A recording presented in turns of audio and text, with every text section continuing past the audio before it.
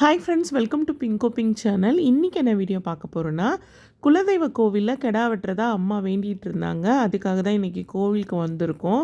அம்மா விடிய காலையிலே கிளம்பி சீக்கிரமாக கோவிலுக்கு வந்துட்டாங்க. சாமிக்கு அலங்காரம்லாம் பண்ணி பொங்கல் வச்சு படையெல்லாம் போட்டு ரொம்பவே சிறப்பாக ரெடி பண்ணிட்டாங்க. நான் வரதுக்கு தான் கொஞ்சம் லேட் ஆகிடுச்சு. அதனால் இந்த பொங்கல் வைக்கிற வீடியோலாம் என்னால் எடுக்கவே முடியல. பொங்கல்லாம் வச்சு முடித்து இப்போ சுடு தண்ணி தான் அடுப்பில் இருக்குது. ஸோ அம்மா அங்கேயே மொட்டை அடிக்கிறதாவும் இருந்துச்சு. அதனால் அம்மா, சித்தி, அதுக்கப்புறம் குழந்தன்னு சொல்லி ஒரு 3 மொட்டை கணக்காக கோவில்லேயே பார்த்திங்கன்னா குலதெய்வத்துக்கு மொட்டை அடிச்சுட்டாங்க.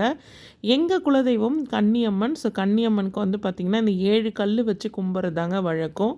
மேற்கூரை இருக்காது கோவிலில். நாங்களே தான் பார்த்திங்கன்னா பூஜை பண்ணுவோம், சுவாமியெல்லாம் கழுவி. ஸோ சுவாமிக்கு நல்ல வாசனையான அந்த பூ தான் வைப்பாங்க.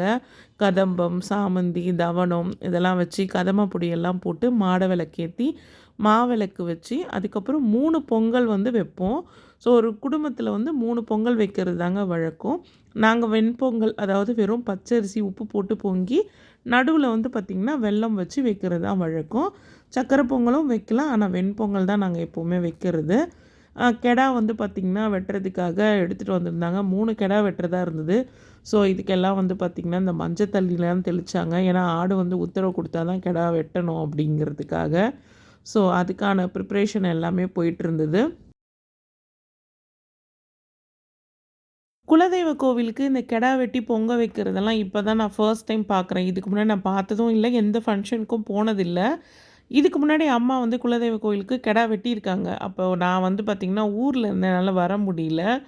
ஸோ இந்த வீடியோ பார்க்குற உங்களை யாராச்சும் நீங்கள் இந்த மாதிரி கெடா விருந்துக்கெல்லாம் போயிருக்கீங்களான்னு சொல்லுங்கள். ஏன்னா இந்த கெடா வெட்டுக்கெல்லாம் பார்த்திங்கன்னா ரொம்ப பொறுமை அவசியம். ஏன்னா கெடாலாம் உரித்து வெட்டி சமைச்சு கொடுக்கறதுக்கு கொஞ்சம் டைம் ஆகும் இல்லைங்களா?